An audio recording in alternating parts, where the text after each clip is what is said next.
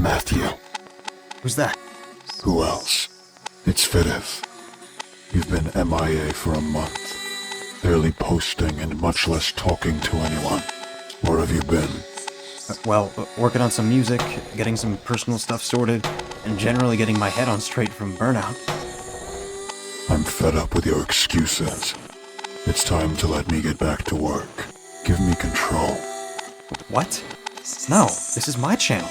I'm gonna say my piece. You have 5 seconds. Okay, so new music, new projects, and some new form videos for the channel coming very soon. 4. I'll be back to live streaming on YouTube this month, so be on the lookout for when I announce it. 3. I'll be doing my best to be posting videos every other day, as opposed to 6 days a week, so I don't exhaust myself like I used to. 2. Thank you all, followers, members, and Patreons, for sticking around and supporting me when I needed it. You guys have been keeping me afloat, especially these past few weeks. 1. Thank you for joining me as we delve into the dark together. Enjoy.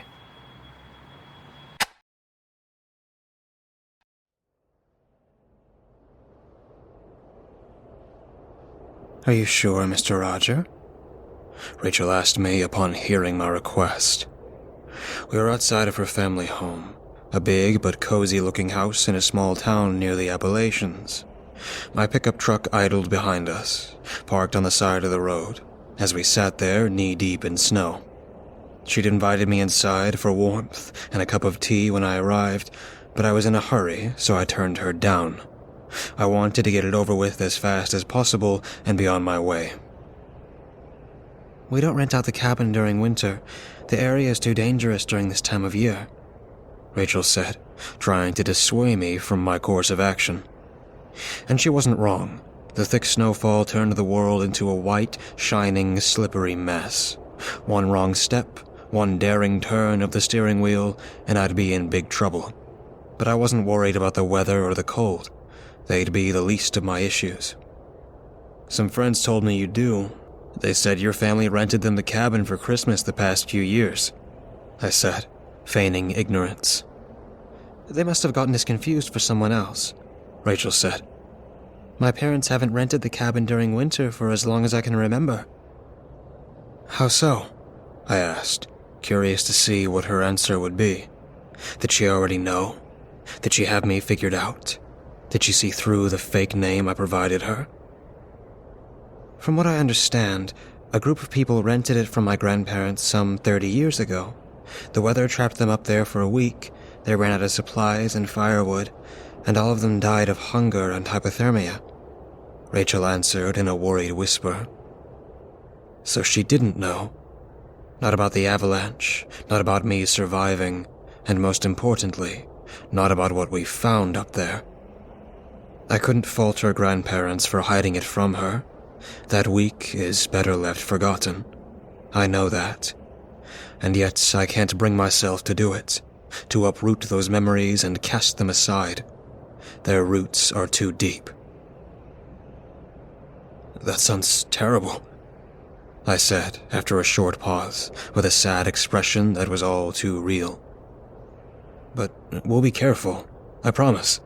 Look, I have supplies for 2 weeks and an emergency GPS beacon. I jabbed a finger over my shoulder as I talked, pointing at my truck. Its bed was indeed filled with supplies and covered by a tarp that gathered snow. It'll be me, my 2 sons, and their families. We just want a quiet place far away from the city to spend Christmas together, but it's difficult to find one with this pandemic. I understand, Mr. Roger, Rachel said, sympathetically. But I can't. My parents were clear on it. I'm sure you'll find somewhere else more than willing to rent you a cabin. This close to Christmas? I asked. I doubt it. Look, what was your rate? $140 a night?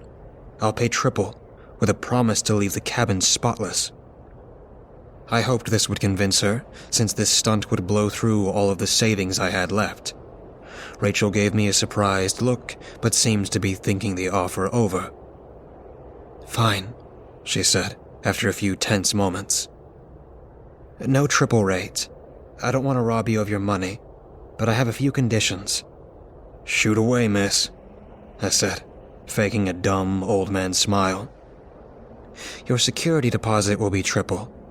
I know how wild Christmas parties can get," she said with a half smile.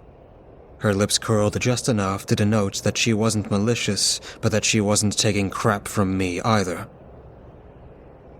"And I wants to come up there, unannounced, to check on you guys. Sound fair?" "Sounds perfect," I assured her, keeping up my facade. We shook hands, and Rachel invited me inside to take care of the transaction away from the prying eyes of her neighbors. I wanted to refuse her at first, seeing as the sun was racing towards the horizon and I was losing precious moments of its protective light, but I gave in. The last thing I needed was for one of her neighbors to call the cops and risk having them crash my little outing.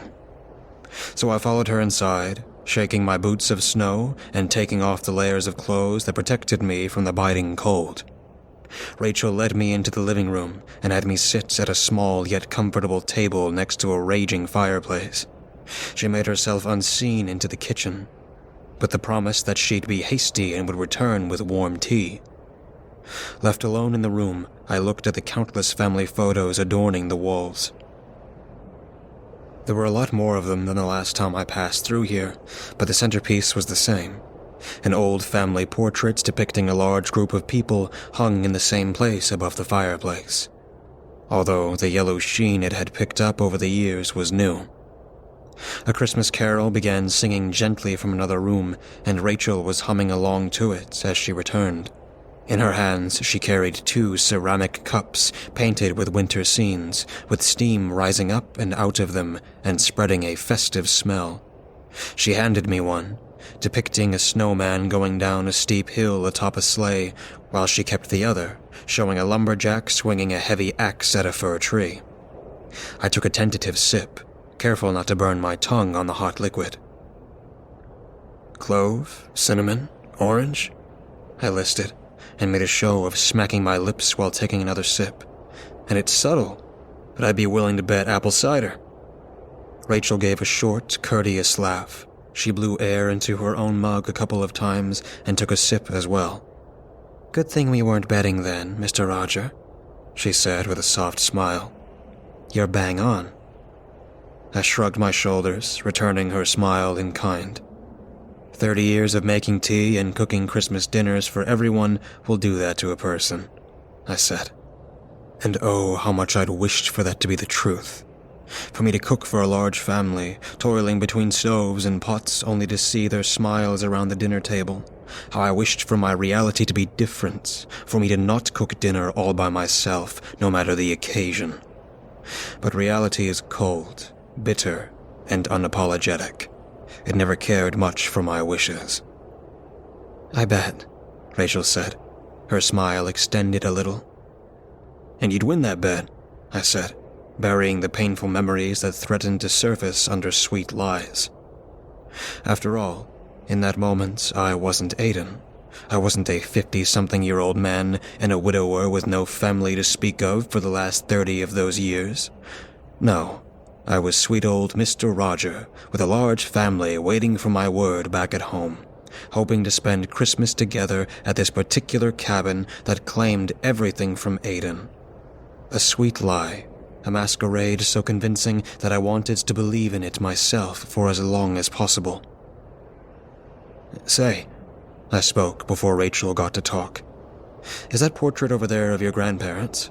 I asked, pointing at the photo. "Yes," Rachel said, and I could feel her love for them radiating from her words. "My grandparents, my young mother and father, and all of the aunts, uncles, and cousins on my father's side." She looked at it longingly for a moment, and it didn't take me long to realize why. Her grandparents were about my current age when that photo was taken. They were probably no longer among the living. Regretting the scars I opened up in her, I steered the conversation into a more cheery direction. "So, I take it that sweet little girl in a summer dress is you?" I asked. "Mr. Roger, do you have a sixth sense by any chance?" Rachel asked with amusement, and I took her jab with a proud smile. "Bang on again. That's 5-year-old me holding my mother's hand. I was a clumsy kid and needed the support. I wanted to tell her that she'd grown into a splendid woman since the last time I saw her, that the fire she carries in her eyes right now is something she's always possessed, passed down from her mother, who got it from her grandmother. But I abstained. "Oh, don't worry about it," I said. "Most young kids are like that. I should know." We exchanged some more pleasant small talk after that. I was enjoying my time with Rachel so much, I was so engrossed in the Mr. Roger persona, that the passage of time escaped my notice. The Godfather clock in the room striking 3 in the afternoon was what opened my eyes, and I realized it was too late to make the drive and the trek up to the cabin today. Nightfall would catch even a young lad in his prime on that attempt, of which I was neither. "My, how time's passed," I said. "I'm so sorry for taking so much of it from you, miss. Let's conclude the payment and I'll be on my way." "Oh, it's not a problem," Rachel reassured me. "Your company is a pleasure, Mr. Roger. You're not holding me back from anyone. Don't worry. I'm all alone in here." I didn't want to probe her on the matter. It wasn't my place to, and I had no interest in it either. But the sad expression that flashed across her face for a split second told me everything I needed to know. She had no husband or children to speak of. With her parents away to spend Christmas somewhere else, she was left to spend it alone. With a knowledge of the craft that only comes from time and practice, Rachel calculated my security deposit and raises for 4 days up at the cabin in a heartbeat. She displayed the total for me and wanted to walk me through the process, to assure me that she wasn't asking for a single extra penny, but I refused. Partly because math was never one of my fortes, and partly because I believed her. I pulled out my wallet, handed her the money down to the last dollar, and got up to leave. "Well, it's been a pleasure, Miss Rachel, but it's getting late, and I'm afraid I have to go." She got up to see me to the door, following with delicate steps that pitter-pattered on the hardwood floor. I reached the coat hanger where I'd left my padded jacket and went to retrieve it, but Rachel stopped me. "Are you planning to go up to the cabin right away, Mr. Roger?" she asked, making no attempt to hide the worry in her voice. "Yes," I lied. I wouldn't try to. I reconciled with the idea that I would spend the night in my truck, but that was something that sweet little Rachel didn't need to know. "Don't you have a place to stay around here? It's almost dark outside. It would be too dangerous for you to attempt it." I don't," I admitted, knowing full well where this was going. The only thing I didn't know for sure is if I was on board with it or not. "Then stay here until morning," Rachel offered, beaming at the prospect of company. No, I can't," I said, though at that point I would have regretted her taking me up on my words and retracting the offer. "I've been enough of a bother for one evening." "Oh, don't be silly, Mr. Roger," Rachel said, reaching for my hand and cupping it with both of hers. Small, warm, soft things, so out of place around my burly, calloused palms. For a moment, I felt like a grandparent accosted by a loving grandchild. "There's plenty of room in the guest bedroom, free of charge." "Well, how could I argue with that?" I said, smiling down at her. "I'll just go to the truck quickly. I have to turn off the engine and call everyone." "I'll fix up another batch of tea then," she said, and took off towards the kitchen with a newfound spring in her step. "Oh, and pull the truck into the driveway. Wouldn't want to risk a ticket." What a lovely woman, I caught myself thinking as I dressed up. Just like I said I'd do, I walked out to the truck. I pulled it into the driveway like Rachel asked me to, and faked a short phone call in case she watched me through a window. Though, thinking back on it, I did it more for myself than for her, to help the lie along, in the vain hopes its roots would dig deep enough tonight to uproot my reality. Back inside the house, I heard Rachel calling for me from the kitchen, her words guiding me towards the well-furnished and equipped room, and I found a chair ready for me at the empty table. I sat down, picking up the slaying snowman cup that she refilled with fresh, steaming tea. Rachel had put on an apron while I was gone, a frilly black thing that would have been right at home in a housewife cooking show. Not that I watched any of those. She did laps between cabinets and the double fridge, retrieving pots and pans and ingredients that she carefully gathered on the table. It didn't take me long to guess the menu based on the items in front of me. "Let me help you with that," I offered. She stopped dead in her tracks, perched on her toes as she tried to reach a high cupboard. A quick swivel had her facing me, and I could see she hadn't grasped the exact meaning of my words. "Sure thing," she said, taking a step away as I walked over to her and retrieved the box that her fingers could barely touch. "I meant with the cooking in general," I clarified. Her fingers pressed briefly around mine. Her attempt at getting the box from me cut short. "Consider it payment for the room and the plate I assume I'll be getting." "Correct assumption again, Mr. Roger," she said, her deer-in-the-headlights look vanishing in favor of her smile. "You're on a roll tonight.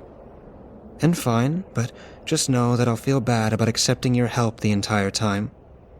Another playful jab, this one a bit more daring, but not any less obvious. I took it with a grin and helped her pick out the final few bits and bobs. We stood side by side, taking in the chaotic assortment of ingredients laid out haphazardly in front of us. "Whatever we make, it has to be both fast and flavorful," I decided, taking the lead from her. Which felt disrespectful, yes.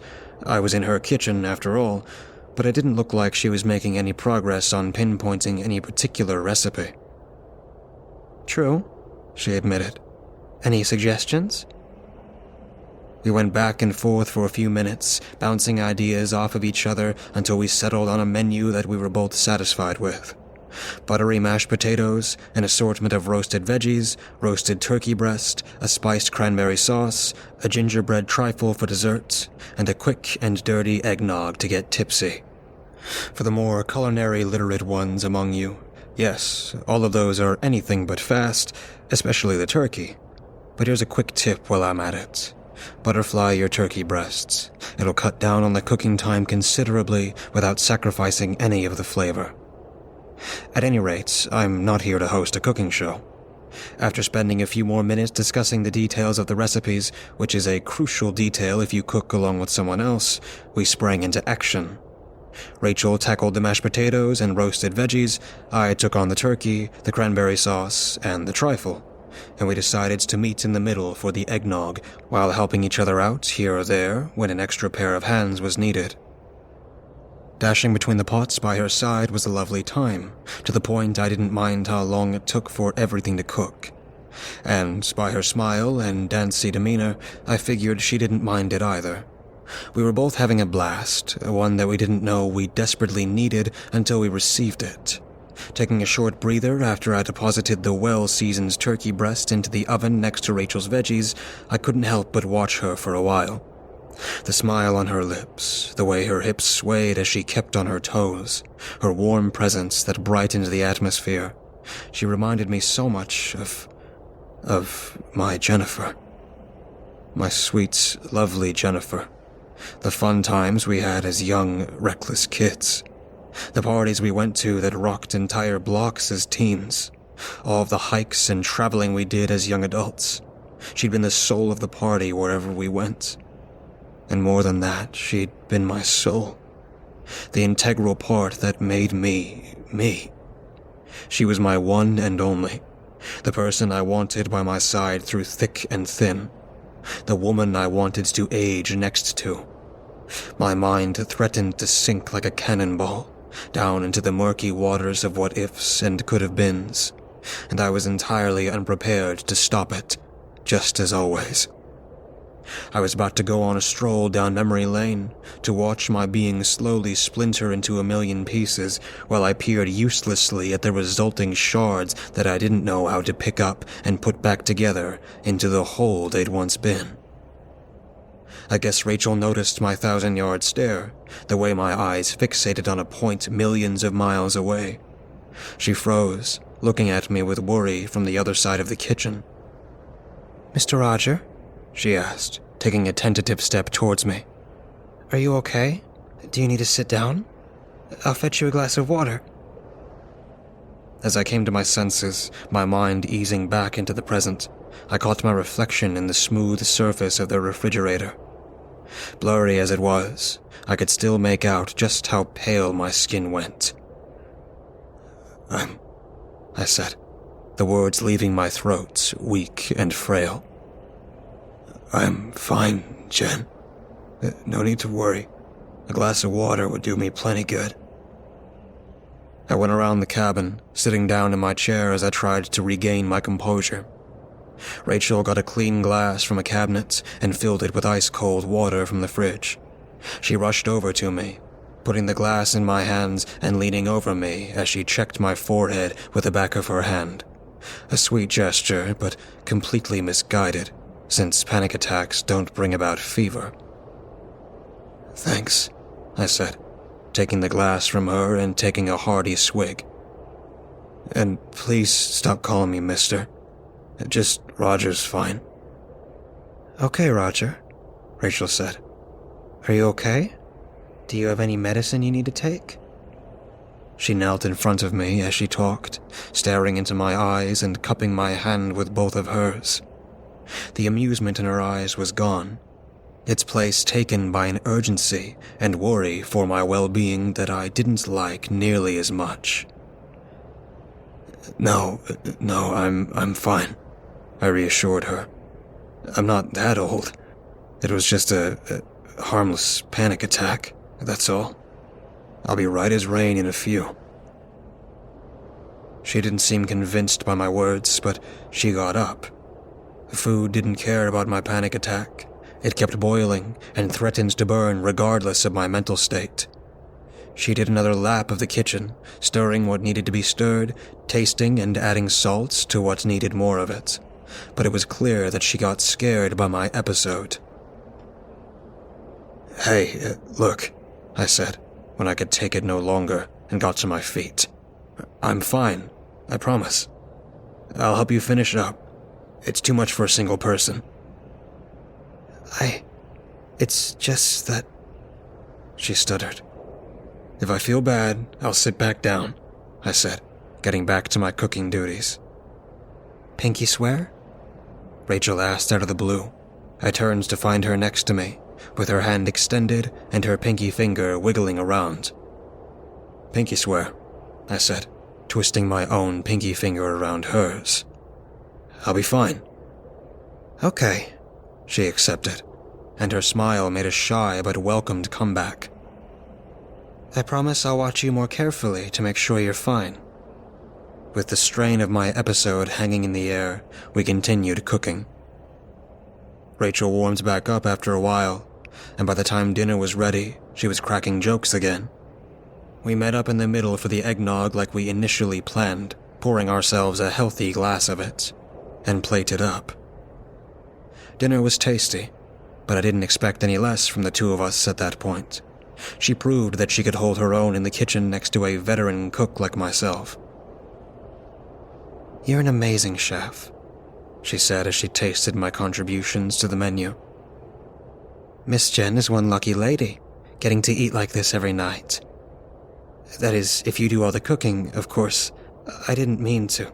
No, I said, but did a double take as her words finally hit me. "Where?" I stammered, feeling myself go white again. "Where do you know that name from?" Rachel looked taken aback. She fumbled her utensils, dropping her spoon into her bowl as she tried to form words.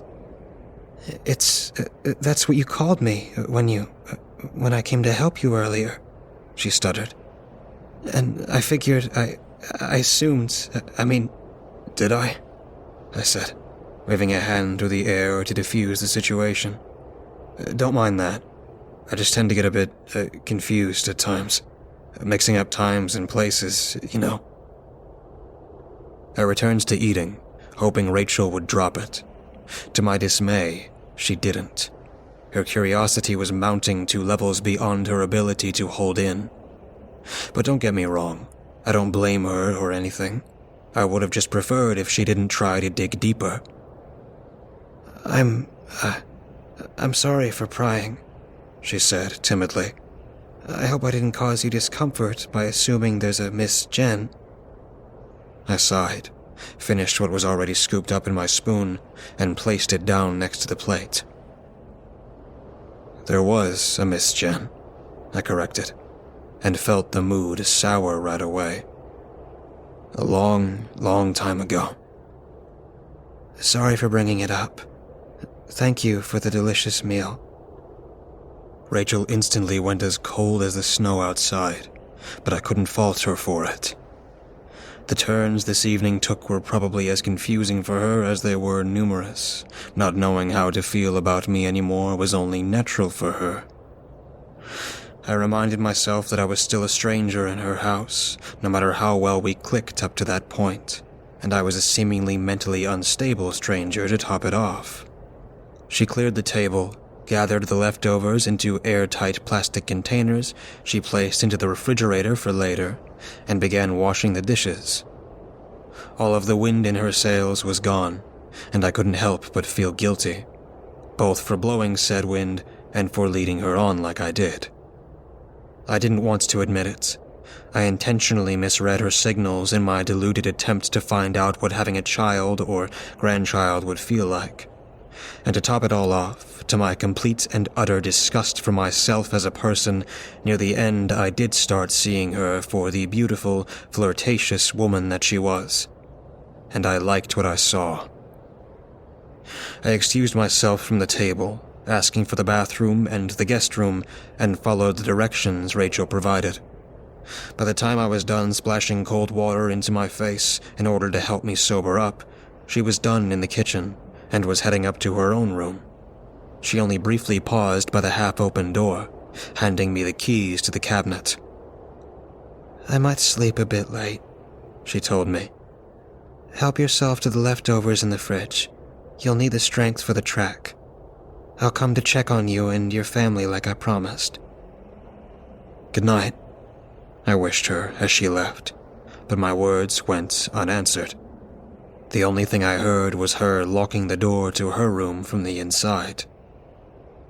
I made it to the guest room a few minutes later, finding a tidy bed with a nightstand and a drawer next to it. The space was cramped, but homely, and most importantly, it was warm. I dressed down to my shirts and boxers, seeing as I had no pajamas at hand, and walked over to the large window after folding my clothes neatly and placing them on the nightstand. Free of my soft boots, my prosthetic left foot clicked against the floor at every step. I said this was a small town, but I'm partly wrong in that assessment.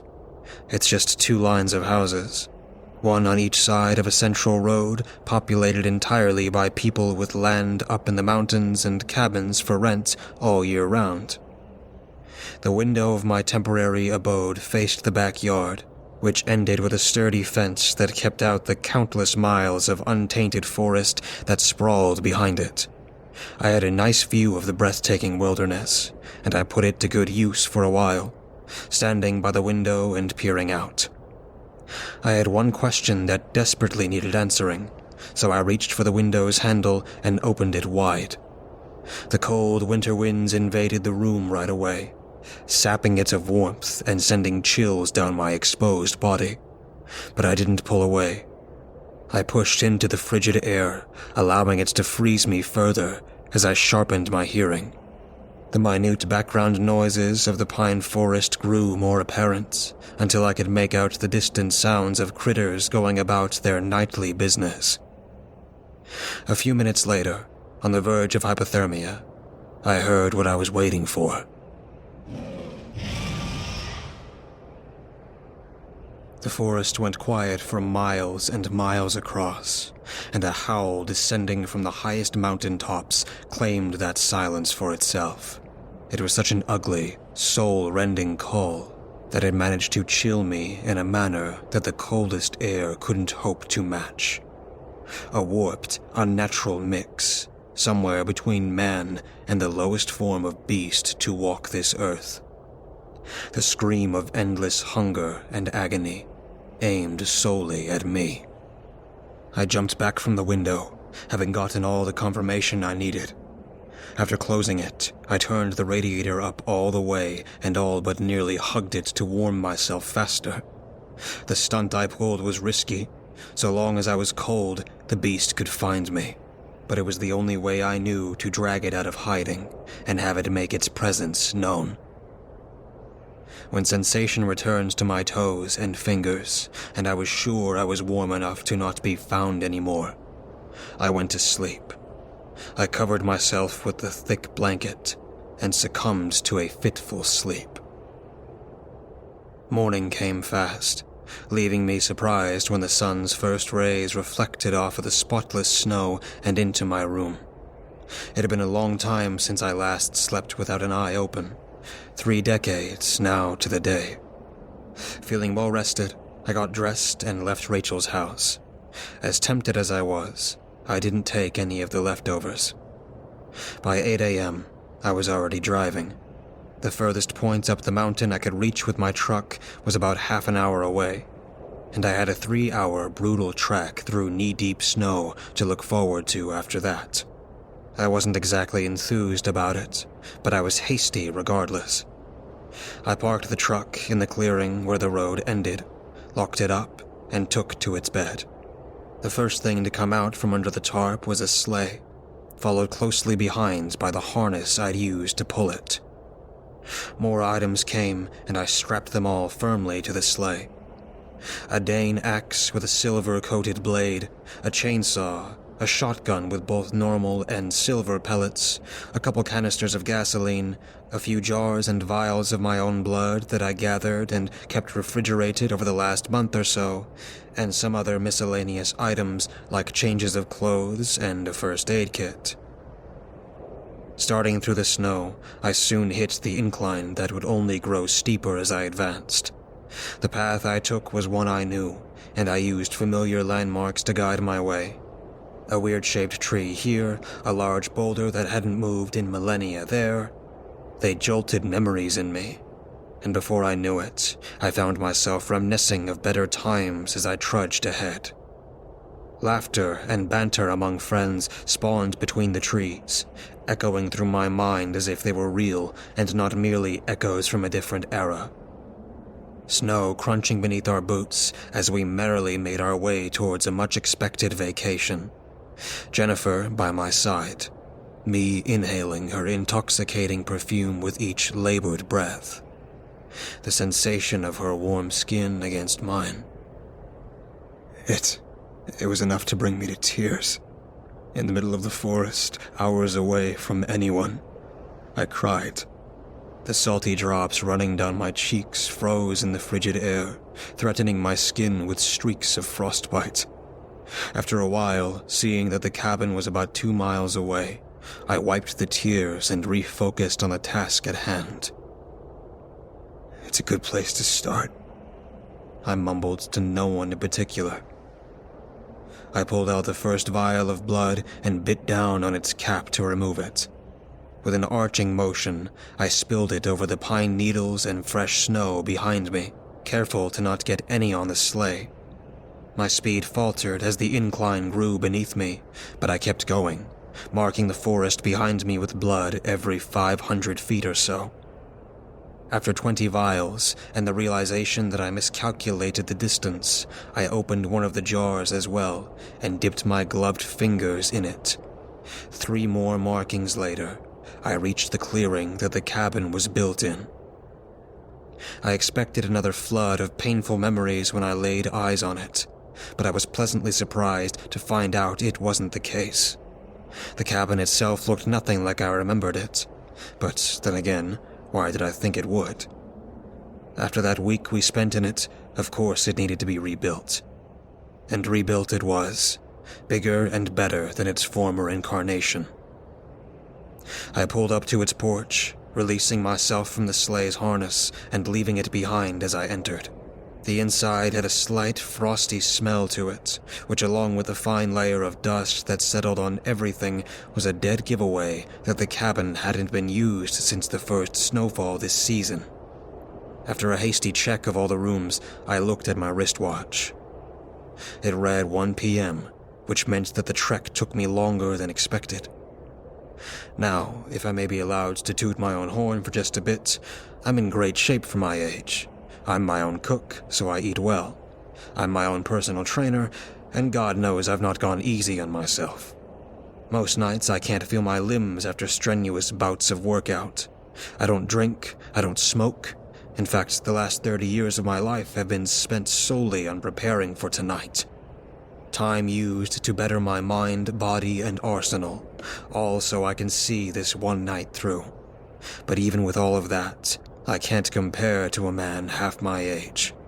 Despite my best efforts, the passage of the years robbed me of my vigor little by little. The only aspect of me that hasn't faltered in the slightest is my determination. If anything, it only grew stronger, and I put it to good use. After lighting the fireplace in the cabin to warm it up, I went outside, checked and fueled the chainsaw, and took to the forest. It had a wide selection of trees just ripe for felling, so I got to work. The hours passed, flying by me like summer birds as I cut and cleared a dozen trees of their branches. With great effort that my back was more than unthankful for, I dragged their trunks through the snow and piled them up in the clearing around the cabin. As the sun kissed the horizon and the night threatened to engulf me with its all-consuming darkness, I finished constructing the enormous pyre that I would need. I doused the wood with the gasoline from one container, allowing it time to soak up the fuel, and had the other container ready next to the pile.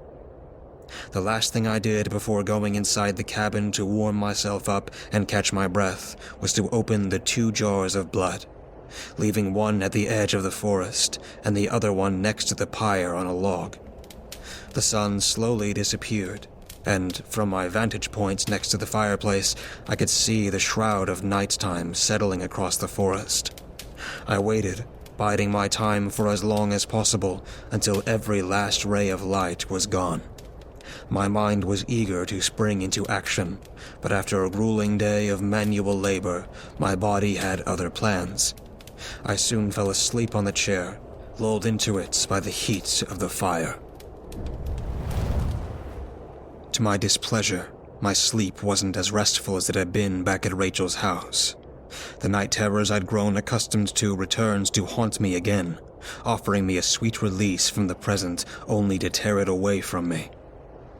I was back down the mountain, trekking through the December snow with my friends and my soon-to-be wife.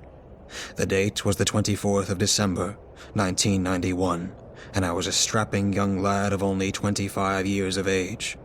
With my future looking bright and my fiancée next to me, I felt invincible. King of the world as far as I was concerned. Seeing as we were planning our wedding and our years were slowly advancing beyond parties and travel and into settling down, finding good-paying jobs, and starting a family, me and Jennifer decided to throw one last party. Like the good old times, we saved up money all year round and got 4 more of our closest friends to join us in what might have been our final outing as a group. We found a cheap cabin, far away from civilization so we wouldn't disturb anyone's Christmas nights with our loud music and drinking. The hike took hours, but with Jen by my side to keep me going, I felt no cold or exhaustion to speak of. Michael, David, and myself, the 3 men in the group, pulled the sleighs with supplies. Jennifer, Kelly, and Lori followed us closely, talking between themselves about anything and everything that they talked about when they weren't pestering us. David and Lori were fiancés getting ready for marriage, just like me and Jen, and Michael and Kelly were already married with a kid back home, just waiting to break free from their busy lives for a few nights. By the time we reached the cabin, evening was only hours away. Me, Michael, and David were hasty in setting up the battery-powered cassette player. and before long, music was blasting out of it. The girls warmed up the pre-packaged food, drinks were being passed around from the portable cooler, and by nightfall, we had a proper party raging on. One we planned to extend into the early hours of the next morning. I'm tempted to say that it was the best party of my life, but I know I'd be lying. I only see it that way now because it was the last party where I actually felt good. The fun reaching a crescendo around midnight. We were all properly drunk by then, dancing and bumping into each other in the small cabin. Michael needed to relieve himself of surplus liquids, so he went to the outside. He was barely gone for half a minute before he barged back inside, his eyes wide and fear plastered across his face. "Guys, come outside right now." By the urgency in his voice and his out-of-character attitude, we knew he wasn't messing with us. We dropped whatever we were doing and followed him into the clear winter night, flashlights at the ready. Hushed murmurs rippled through the group. We were all worried and wondering what was happening to scare Michael so bad. "There," he said, and pointed towards one of the mountain tops. "What the hell is that?" Our collective sights followed his finger, settling on the peak looming above us, but none of us could make anything out. "Turn off the lights and the music," Michael ordered. David complied. He was in and out of the cabin in a heartbeat, leaving us stranded in soul-crushing darkness and silence. With nothing left to pollute my senses, my eyesight and hearing sharpened. Against the spotless white snow and ice that engulfed the cliff faces, I saw a shadow emerge. The longer I stared at it, the more I could feel my mind fracture, as if it wasn't something that my mortal eyes were meant to witness. Still, from this far away, I couldn't make out much of it, save for its eyes that seemed to glow in the night like a pair of bloody stars. "Why is it so quiet?" Jen asked. I hadn't even noticed her get next to me and wrap her arms around mine, pushing herself into me in her startled state. But as soon as she brought it up, I could hear it as well. A complete and utter lack of sound, except for our own breathing and shuffling through the snow. "Do you guys see it now?" Michael asked. We didn't get to answer him. The thing, the creature, let out a howl unlike anything I'd heard before or since.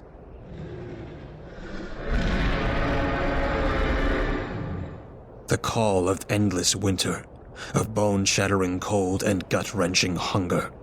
Its voice reverberated down the mountain, echoing through the valleys and piercing our ears with its volume. It lasted for what felt like a lifetime, forcing images of fates worse than death into my mind. I saw all of us huddled around a dying fire deep in the forest, cupping our palms around the dying embers in a last futile attempt to warm up. The days and nights passing with no hope of salvation, growing ever more hungry and thirsty until we turned feral and set our sights on each other. I saw the bloodshed, the bodies, flesh rendered from bone and shoved between greedy, clacking teeth. But it wasn't real. None of it was real. We wouldn't do that. We couldn't do that. Lost in the visions, I didn't see the creature wave an arm towards us. I didn't see the sheer force of its action tear through the layers of snow, freeing it in slabs that slid down the slope. The others told me of all of that later. "Avalanche!" one of them yelled, though I can't for the life of me remember which one. Their cry and Jen pulling at my arm with desperation was what finally broke the creature's spell over me. With the avalanche picking up speed and mass as it plowed down the mountainside towards us, we took shelter in the only safe place around for miles. We huddled in the center of the cabin, hoping that the structure was sound enough to withstand the assault. When it finally hit, the avalanche sounded like a thunderstorm mixed in with an earthquake. The world around us shook from its very core, sending us flying every which way as we tried to hold steady against it. And then, As soon as it had started, the calamity ended, leaving us gasping in terror.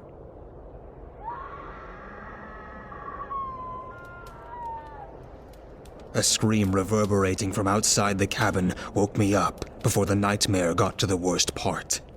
I jolted in the seat, strangely thankful for being spared of the horror that would have followed. With the axe and loaded shotgun in hand, I got outside into the quiet night. My hairs stood on their ends right away, as a feeling of deep anxiety welled within me. This was it, the moment I'd been prepared for the past 30 years. My life's goal was within reach, and yet I feared I was woefully unprepared to face it. I walked around the pyre, checking the clearing for signs of the beast. The jar of blood left on the log had been thrown into the snow, licked clean of every last trace of the crimson fluid. Even the snow around where it had landed was gone. The beast was hungry. Leaving an axe next to the one remaining fuel canister, I raised the shotgun in front of myself and marched toward the forest slowly. The beast ran around between the evergreen trees, using them for cover, but I could tell that each one of its steps brought it closer to me. My heart pounded away wildly in anticipation, preparing my body for the fight that would shortly ensue. "Come out!" I yelled into the night, stopping halfway to the tree line. The skittering stopped, sending me on the edge. Bouts of laughter emanated from the forest, its echoes making it hard for me to pinpoint the source. "Come out." The beast repeated my words back to me, only they were twisted and slurred, uttered by lips that had grown unaccustomed to human speech. "I'm not playing around," I pressed. "Come out. Now." "Me neither," the beast yelled, sending an icy chill clean through my soul. In one final leap, it flew through the air from the branch where it had been squatting. With a heavy thud, it landed a few feet from the edge of the clearing. My body froze when I laid eyes on it, the skeletal frame that betrayed its decades of malnutrition. The sunken eyes, the retracted lips that exposed diseased gums and teeth charred by decay. The skin turned to a blue and black mess from constant hypothermia and countless frostbites. Clothes torn to rags, and a once beautiful head of dirty blonde hair reduced to sick strands barely hanging onto its scalp. I couldn't take it anymore. I could feel the beginning of another panic attack writhing beneath my skin. My heart rate reaching a maximum, my body trembled from its core. A cold sweat poured out of my pores, chilling me to the bone. The mix of impending doom and all-consuming fear sent adrenaline surging through my veins, and I tried to latch onto it, to let it help me through the ordeal soon to follow. Letting go of the shotgun with one hand that I reached towards the beast, with my voice catching in my throat and coming out a hoarse whisper as my rapid breathing cut it short. I uttered a single word. "Jen."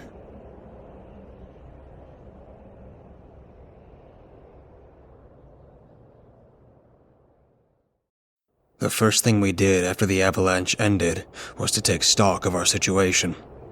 We were all accounted for, and besides bruises from stumbling and falling, we weren't injured. All of the cabin's windows, as well as both doors, have caved in from the weight of the snow pressing down on them. The puffy white death invaded the already small space, reducing it further and making us feel claustrophobic. "We have to dig our way out of here," I told the others after we regained our bearings. Seeing as everyone ran around like headless chickens and no one was taking charge of the situation, I decided to do it myself. We got our hands on anything we could use as improvised shovels, which mostly meant plates and cups, and shoveled snow from the front door. But where we took away one cup or plate's worth, two flooded in to take their place. We kept at it, fear and desperation pushing us from behind and stoking the fire of our efforts. When my hands felt like they'd freeze right through and shatter, someone else took my place. We tried for hours upon hours, until the snow pile that gathered behind us threatened to reach the ceiling, but we made no progress. The avalanche appeared supernatural in scale and intensity, leaving us trapped under a puffy white sea in our little bubble of air. "Stop," I said. "We're wasting our strength. We have to wait this one out." "But we'll freeze to death," Michael interjected, still his voice lacking the determination and rebelliousness to drive his point home. He was just as tired and defeated as the rest of us. "The owners will notice we're missing," I said. "They'll send help when we won't come back down the mountain." "They won't," Kelly said from behind me. "They said they'd be out of town until New Year's and asked us to leave the key under the cabin's porch," Lori added. "Do you guys ever listen to the people around you?" "No," David said. No, that's a week's away. We can't stay in here for an entire week." He devolved into panic, dragging everyone else down with him. Worried whispers grew in intensity, soon turning into an incoherent shouting match. "We'll freeze, we'll starve, we'll suffocate." Those were just a few of the worries made vocal. "Calm down," I said, but my voice was drowned out by theirs. "Calm down!" Hearing me shout in anger and frustration, everyone fell silent. Their gazes turned on me, expectant and oddly accusatory. "We have some drinks left, and we won't starve to death in a week. If we hunker together for warmth, no one will freeze either. We'll see this through, okay?" "What about oxygen?" Dave asked. "This place is small and really high up. There's not enough of it for a week." "Yeah," I answered, "but physical effort and panic will burn through it faster. Look, we don't have to make it an entire week, okay? Just a day or two before help comes." I could see they weren't satisfied with my plan. They huddled together, away from me, in a silent statement of opposition. "And if we start running out of oxygen, we can give digging another try as a last resort. Besides, we'll stand a better chance later when the snow settles and freezes." "Fine," David said. "It's so cold," Jen said, echoing everyone's sentiments. "My toes will fall off." "Here," Kelly offered. "Let's do like Aiden said. Let's huddle together." "I'm coming with. I'm freezing," Lori said, following them. The three of them did just that, going over to one of the cabin's corners and hunkering down. When I say the place was small, I'm not kidding. It was very small. An all-in-one kitchen, dining, and living room, with a small pantry and a bedroom connected to one side of it. "Let's fetch all the pillows and covers we can find," I told the other men. They agreed, so we wordlessly started searching, which didn't take that long. In half an hour, we had a fake bear rug in the corner to insulate the floor, and all of the pillows and blankets in the cabin to keep us warm. We used the bedroom as a changing room, doubling the layers on our skins. And yes, that meant double boxers, pants, blouses, jackets, double everything. We put on all the spare clothes we brought along. And yet, as insulated as we were, holding each other tight in a collective bear hug, we were still cold. Jesse and Lori fell asleep fast, the mix of fatigue and alcohol in their veins doing them in, and I could see the others weren't far behind. "Let's sleep in shifts," I whispered to David and Michael. "The girls need their rest, but someone needs to be awake at all times in case something else goes wrong." "Yeah," Michael said, though by his voice alone I could tell he wouldn't be the first on guard duty. "Sounds good," David agreed. "I'll take the first shift," I offered, seeing as it had been my idea. I wiggled my way free from the arms holding me tight and got to my feet. Taking a single blanket to wrap myself in, I went and sat down in the chair next to the fireplace. It was one of those boxy things, made of steel and suspended off the ground by lanky feet, and we'd kept the fire burning in it for a while last night. Yet, as I reached my hands toward it to rob it of the last residual traces of warmth it should have held, I found it was completely cold. Something wasn't right, but I couldn't put my finger on it. The cabin had been warm and cozy just before we saw the creature on the peak, and the avalanche blocked us in. No way in hell could it have been so cold already. But it was. Even our own bodies, under all the layers of clothes and blankets, couldn't keep as warm as they should have been able to. I pushed those thoughts aside in favor of thinking of our immediate survival. The others fell asleep, leaving me alone, so I needed to keep my senses sharp and my wits about me in case help arrived. Checking my wristwatch, I saw it was nearing sunrise outside. I'd been awake for nearly 24 hours by that point, but I didn't feel tired. No doubt the result of the shock, but I was thankful regardless. By noon, I'd kept busy by climbing up in the attic and turning off the generator. That thing consumed more oxygen, so we couldn't afford to keep it on. It only powered the lights in the cabin anyway. There were no outlets for us to make use of in any meaningful way. With the shoelaces of my spare pair of boots tied into a hangman's knot, I hung one of the flashlights set on low power from the now dead light bulb, and I decided I'd done enough for the day. The cold robbed me of my will, making every move feel strenuous. Even thinking about anything in particular left me short of breath. So I simply existed, listening to the others breathe and shift in their sleep. Michael roused from his rest at about 1 in the afternoon. Shivering from his core, he got free from beneath the sea of blankets and got to his feet. He wanted to unwind, to stretch his body and joints that were sore from the uncomfortable sleeping position on the floor, but he abandoned that course of action when his blouses and jackets threatened to expose his skin. He dragged another chair next to me and sat down in it, rubbing his gloved hands together. "How the hell is it so cold already?" he asked as the water vapor in his breath condensed on his wool gloves.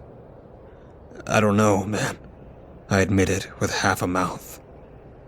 "Tired yet?" he asked me, his teeth chattering, slurring his speech. "Out of my mind, yeah."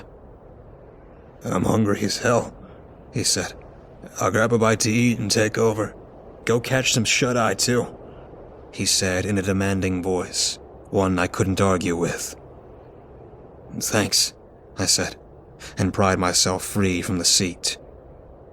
His mention of food made me notice my own peckishness, but I was in no mood to eat.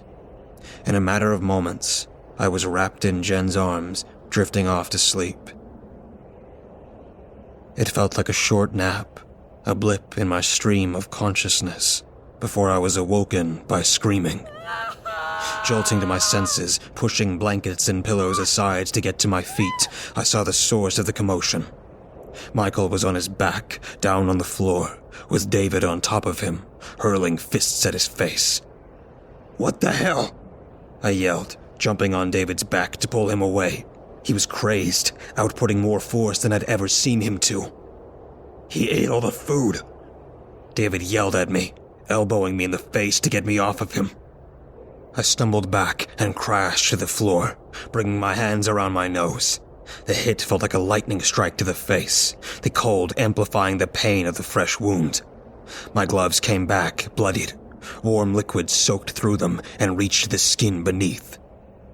"David, stop!" Lori yelled.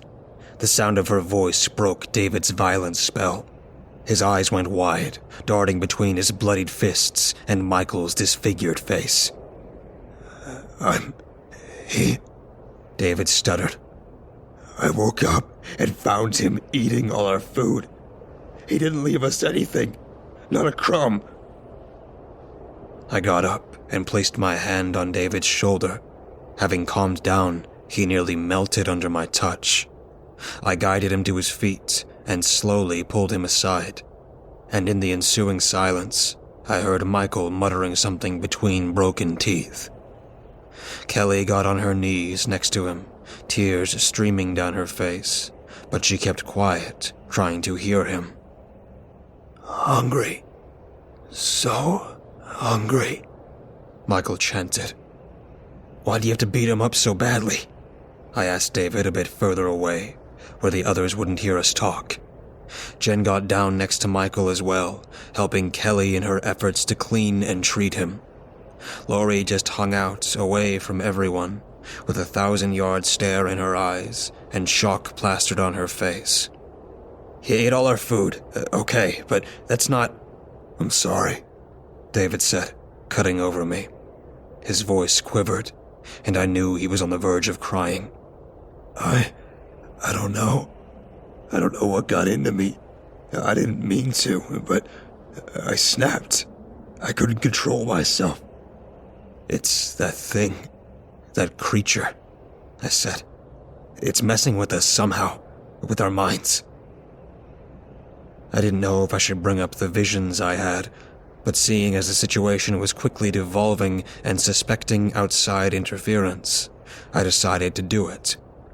I turned David around, signaling for the girls to pay attention as well, and spoke up. "Outside, before the avalanche started, when I looked up at that thing," I said, deliberately making my words slow. "When it screamed, it showed me things." Everyone's eyes went wide when they heard that, which was all of the proof I needed. "Us, huddling around a dying fire." "Freezing and going hungry," Laurie added. "Eating each other," Jen completed with hesitation. I nodded my head at all of their questions. We'd seen the same thing, the same fate in store for us. And that was all of the confirmation I needed that we were dealing with something beyond the natural and logical. That we needed to be extremely careful if we hoped to make it out alive. The girls finished treating Michael, and we talked some more, swapping theories and comparing notes. We came to the consensus that, given our circumstances, we were much colder and hungrier than we should have been. But beyond that, all seemed normal still.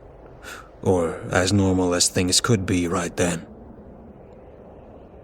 Michael remained catatonic after the beating, not answering us or reacting to our presence in any way. Probing and prodding him had no effect, so we decided to leave him be.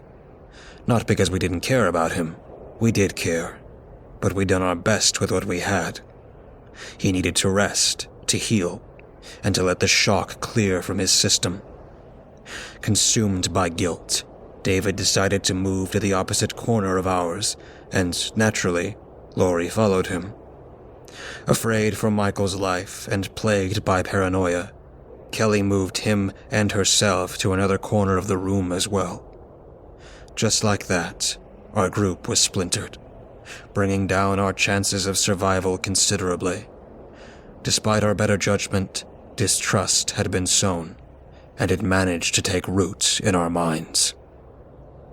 "I'm so hungry, too," Jen whispered to me after a while, her stomach growling every so often. "And so cold." "Me too, babe," I admitted. I saw her shoot daggers at Michael and Kelly whenever they weren't looking our way, but I lacked the energy and mental fortitude to say anything of substance that might dissuade her and quench her mounting hatred for the two. The mere act of thinking became harder by the second, and I was so out of it that I didn't even think of blaming it on the dwindling concentration of oxygen in the air. More time passed like that, with us growing more and more quiet. Our shuffling stopped, and as our minds suffered under the intense hunger and the slow but agonizing suffocation, moments began melting into each other. After a while, I found myself unable to tell minutes apart, as longer and longer portions of time slipped between my fingers. For how long had we been in there? A day? A week? A lifetime? How long ago had David's attack been? Hours or days? My brain could barely bring itself to ask these questions, and it couldn't answer them when it did. Sleep came in bursts that were hard to measure or distinguish. I found myself slipping in and out of consciousness more and more often, with Jen's cold arms wrapped around me. Over the eternities I spent awake between bouts of darkness, I felt her chest heave slower as her breathing grew labored. I tried to check up on her, but my body's reserves were so low that it refused to even let me speak. In an uncharacteristic moment of awareness, I heard Kelly whisper to Michael. In the all-consuming silence, her words reached me loud and clear, but their meaning eluded me. I urged my mind to focus, to make out letters and syllables and words, to remember enough of the English language for me to understand her. It eventually did, but not without plenty of protesting. Michael? Kelly asked, shoving her palms against his chest. I saw air puff out of his nostrils each time she did, turning into fluffy clouds that dispersed as they rose to the ceiling. Please, she urged him. Stay with me, babe. Don't leave me alone. Seeing their state broke my heart. My mind cobbled itself back together enough to spit out misshapen memories of our past together, which only served to deepen my distress. I'd known Michael ever since we were children, having grown on the same quiet street in our small town. He'd always been a great guy, and we made fast friends, spending our summers playing outside way past the bedtimes that our parents failed to enforce. We stuck together through thick and thin, the roots of our friendship extending all the way back into preschool and kindergarten. When it came time to enroll into elementary, we fought our parents tooth and nail to make sure we'd go to the same school. Bratty as we were, our parents caved in. Michael's folks were more than happy to enroll him into the local school, but my parents wanted better for me. They wanted to find me a nice school in the nearest big city, but I'd have none of it. And after countless tantrums and threats that only a 6-year-old can come up with, they relented. Elementary came and went, filled with its own misadventures. Michael's parents did much better for themselves, and we were both able to afford going to the city for middle school. That's where I first met Jen, and from the first moment I laid eyes on her, she was my ray of sunshine. Not thinking much of it, viewing relationships as nothing more than games, we soon declared ours official. As young love always tends to do, no one expected ours to last, thinking we'd grow bored of each other and of the concept in general. But we didn't. Jen and I were joined at the hip from that day forward, even as our small group steadily grew and we advanced in age. By high school, Michael had found Kelly, and let me tell you, courting her was a nightmare. Me and Jen were his wingmates through all of it, though, and our help paid off when Kelly finally agreed to go out on a date with him. We, of course, made it a double date, and we all had a blast. After that day, Kelly joined our group as Michael's girlfriend. More friends came and went, but none stuck around for too long. I didn't think I could list them all, for the simple fact that I can't remember them all anymore. David and Lori are the clear exception to that rule, however. Transfer students from the faraway land of... I can't remember the names of their towns. They arrived in separate boxes that were soon a bundle deal. Desperate as they were to fit in with any group, they ended up in ours, and we welcomed them with open arms. In all our time together as a group, we had our fair share of arguments and drama. It's human nature, it's unavoidable, but it was never anything serious. Just petty squabbles that got resolved and helped strengthen our bonds. Which is all a very long and convoluted way of saying that we'd never been as divided as we were during our time up in that cabin. I watched Kelly try her best to comfort Michael for a while longer, but my mental acuity soon faltered again. More time passed without my notice, and when I came back to my senses once more, I checked my wristwatch. It was one of those fancy ones, the ones that also display what day of the week it is and the current date. I was taken aback to find out that it was Thursday, the 26th of December. Had 2 days really passed me by like that? Feeling parched, I decided to get up and grab a drink.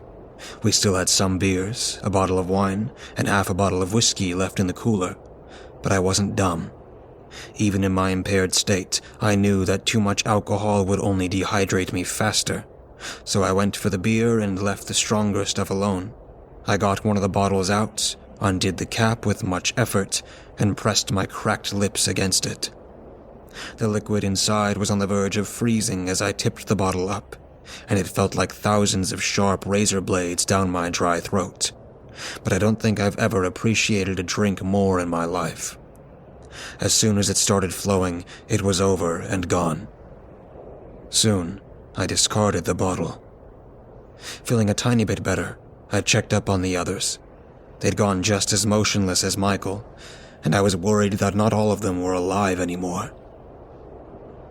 Guys, I asked, my voice barely audible.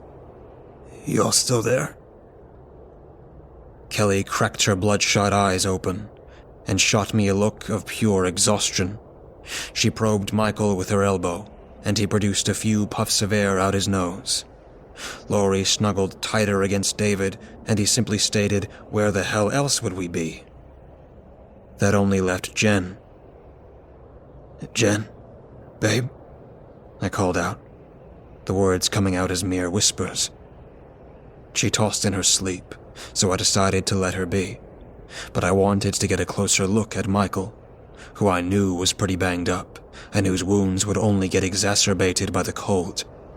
I shuffled over to him and Kelly, seeing her eyes dilate with fear as I approached. She nearly hissed at me, scared like a cornered animal faced with a mighty predator, so I stopped a little distance away. Michael looked horrible. His face was purple and bulging, lips split open and the bridge of his nose broken. The worst areas were covered in bandages and band-aids from the first aid kit, and the places where David's fist ruptured his flesh open were caked in dried blood and long since evaporated iodine that left a yellow tinge on his skin. His eyes were swollen shut, his hair fell out in clumps, and the remnants of his teeth that I could gleam between his parted lips were jagged and sharp. He wouldn't last much longer. I was aware of that. And by the looks of her, neither would Kelly. I fetched 4 or 5 remaining beers, tossing Kelly 2 of them and handing David the other 2. "Make Michael drink one as well," I told her, and went to lie back down next to Jen. She shuffled away from me when I got under the blanket, balling up against the wall. I wrapped myself around her as best as I could, but it felt like I was hugging a block of solid ice. Despite my stupor and the alcohol now racing through my veins, I had enough mental clarity to be surprised that we were all still alive. By all accounts, we should have all been dead by then, either to the cold or to suffocation as our oxygen slowly depleted. But we were still hanging on, even if only by a thread. By now, you might be wondering how no one has found us yet. The answer is simple. Cell phones weren't as prolific back then, so it was normal to be out of touch with family and friends when you traveled. With 1 day's worth of driving to get here, a 2-day stay at the cabin, and another day to drive back home, no one would notice that something was amiss until Friday evening at the earliest. Factoring in things such as delays because of potential traffic and possible detours, our families were unlikely to sound the alarm earlier than Saturday morning. Until word reached here from all the way back home, until a rescue unit would be scrambled together and sent to check on us, until they'd find the cabin buried under metric tons of snow, we could expect evac to happen around Saturday night at best. Somewhat rehydrated and with the alcohol and the beer squeezing a bit more heat out of my muscles, I was lulled back to sleep. It was another fitful bout of rest, my mind half awake at any point throughout. I heard the others moving around, pulling their covers, and I felt Jen squirm in my arms every so often. But by the time she got up, by the time she began moving around, I was too out of it to notice it. I woke up to the heavy smell of smoke burning my eyes and nostrils. When I got up, I found Jen knelt in front of the fireplace, struggling to ignite the wood inside of it by using a torn book and some matches. With the chimney blocked and nowhere for the fire to draw breath from, it bellowed waves of smoke back inside the cabin. cutting our already short oxygen supply even shorter. I bounded to my feet, my mind sent into overdrive as I fully realized what was happening. Without thinking, I went to the pile of snow and grabbed handfuls of it. I rushed to the fireplace, shoving Jen aside and smoldering the flames with the snow. "No!" she yelled in protest, springing to her feet and clawing at the back of my neck. "I'll freeze. It's too cold." I ignored her, focusing my efforts on the embers. When I was sure that none of them survived my assault, I turned around to face her. "What the hell were you doing?" I yelled back at her. She stopped her assault and pulled back a step, fearful of my justified outburst. "Were you trying to kill us all?" "I'm too cold," she repeated, and I could see the madness in her eyes. She wasn't thinking straight anymore. The stress of the hunger and the low temperatures pummeled her mind for too long and drove her into a delusional state. "Too cold, too hungry," she murmured, and collapsed into a heap on the floor. We'll die, she said, gripping the sides of her head in desperation. Hearing her babbling, new life was breathed into Michael as well, though just barely. He began chanting in sync with her, proclaiming his hunger and our impending doom with slurred words. "Everyone okay?" I asked, leaving Jen behind for a moment. I planned to get her back between the blankets, but I wanted to make sure that we weren't in danger of suffocating from the smoke before that. "I'm fine," David told me when I got closer. "We're both fine." "Kelly, what about you and Michael?" I asked her, but I was hesitant to approach her. She didn't say anything. Her eyes opened wide, big and shiny, peering right through me. One of her hands left the blanket, pointing finger jutted out, and she motioned for me to look behind. I didn't get to turn around in time. Something hit the back of my head, sending waves of pain up my scalp and down my spine. I fell to my hands and knees, disoriented, and heard David scream. Kelly and Lori joined him, their combined forces birthing a cacophony of yells that only exacerbated my headache. Before I got the chance to make sense of the situation, Michael kicked me in the ribs and sent me sprawling. I rolled on the floor from the force, stopping on my back, and managed to catch a glimpse of the room. Jen was on her feet, axe in one hand and a log of wood in the other. Michael had gotten up as well, scaring Kelly in the process, and he was now looming over me. "This whole thing was your idea," Jen accused, lobbing the wood at me and hitting my left shin. It exploded with more pain, but when I tried to reach for it and grab it, Michael kicked my hands away. For someone that was half dead, he all of a sudden had a lot more strength than he should have had. "Your idea. Your fault," Jen yelled. She grabbed the axe tight with both hands and slowly walked over to me, stopping at my feet. "Jen, babe," I hissed between clamped teeth. "Don't," she yelled in answer. You think that I don't know? That you're waiting for us to die?"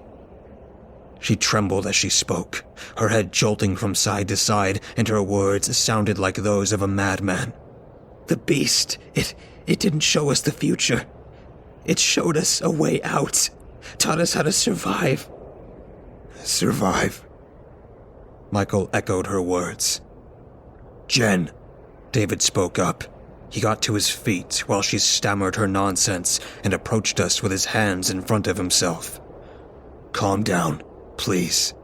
Aiden didn't. He knew," she yelled. "He knew, and he didn't tell us." Without warning, she lifted the axe up in the air. Its blade came down, so fast and vicious that it splintered the ceiling above when its tip connected. In a heartbeat, Michael dropped to his hunches and got a hold of my left leg with both hands. I tried to jerk it free to dodge the blow, but his strength was superhuman. And then, in a fraction of a second, the axe made contact. It passed clean through flesh and bone and sinew, stopping in the floor below. I let out guttural screams so loud and frightened that they threatened to tear my vocal cords to shreds. Blood shot out of my amputated leg, squirting and staining the floor as it spread a coppery smell in the air. Another one, Michael yelled, but Jen ignored him. She grabbed my severed foot, quickly taking off the boot and sock as she scampered away. Even through the pain and suffering, I heard the crunch of her teeth as she bit down into it, pulling flesh and veins and bones away, greedily swallowing without even chewing. No, Michael yelled, infuriated. David tackled him from behind, sending him flying face first onto the floor. no. He yelled as he knelt next to me. Through all of this, I was still screaming out, holding on to my severed leg with all my might. David undid his belt with shaking hands and wide eyes, looping it around the stump as many times as he could. He wanted to make a tourniquet, which was smart, but he didn't get to finish.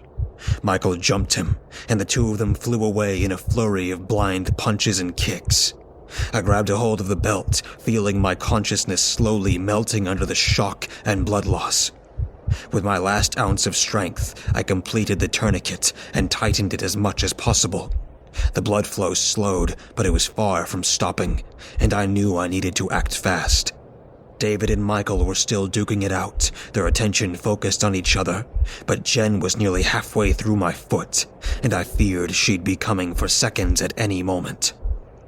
Cauterize, I thought. Only chance. I turned on my belly and crawled towards the fireplace, one agonizing pull after another. The blood trail extended behind me, slicking my pants and robbing me of what little warmth I had left. When I reached the torn book and the matches, I quickly bundled it around the wound. Striking a match with how wild I was shaking was a nightmare, and my bloodied hands dampening the wood only made it harder. The first match broke, the second as well, but the third time was the charm. It ignited, and I pressed it against the paper. It burst into flames and singed my flesh, spreading the disgusting smell of burning skin and hair in the air. I nearly gagged, gritting my teeth so hard that I feared they would splinter. I wanted to scream out, to curse and fight, and just drop dead. Anything would have been better. But I got through it, ripping pages in bulk from the other books and adding more paper to the fire as it burned away. When the deed was finally done, when I ran out of paper and strength to keep going, I propped myself against the fireplace. David and Michael were still going at it, with no clear victor to their brawl. Jen finished eating my foot, tossing away the head of the tibia and rubbing the blood from her lips. By the look in her eyes as she gazed back at me, I knew she wasn't yet satisfied. She dropped down on all fours like a wild predator and bounded towards me. To my surprise, Kelly and Lori came to my defense, intercepting Jen and standing between her and me. "Jen, please," Lori said, raising her arms in defense. "Stop." "Come on, Jen. What's gotten into you?"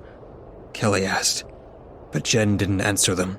Her manic eyes darted between the two, and she let out a growl, with moves so fast that I could barely see them. She lunged at Lori and pushed her aside.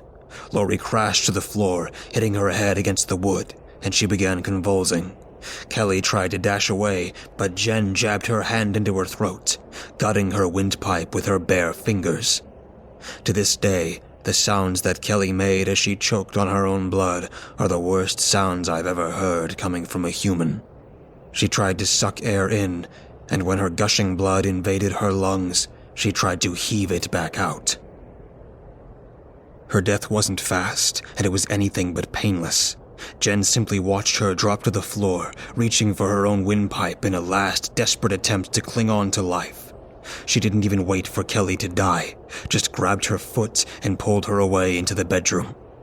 I got one last look at Kelly before the door swung shut, and the terror in her eyes pierced my soul. She was still conscious through all of it.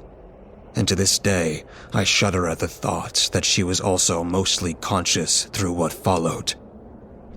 With the door closed behind them, Jen feasted on Kelly. I heard the sound of skin and flesh being ripped apart, of bones dislocating and breaking, and the gnashing of her hungry teeth as she took bite after bite. My attention was dragged back onto David and Michael when they landed only feet in front of me. I saw them struggle against each other, tossing and turning as they both tried to get the upper hand.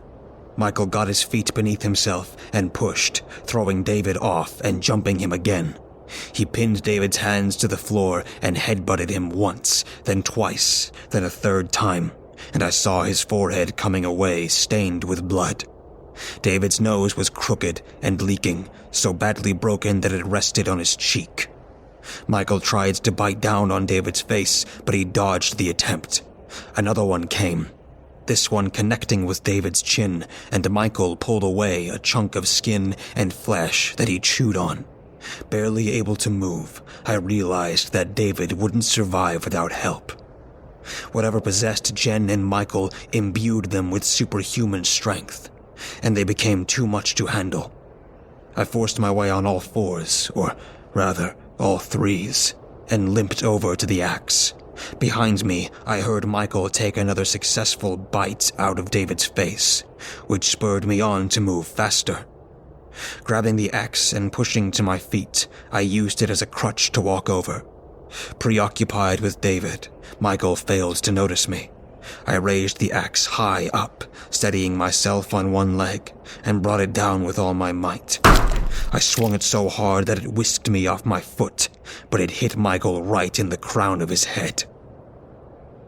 He jumped as if struck by lightning, spazzing out with the axe still impaled into his skull.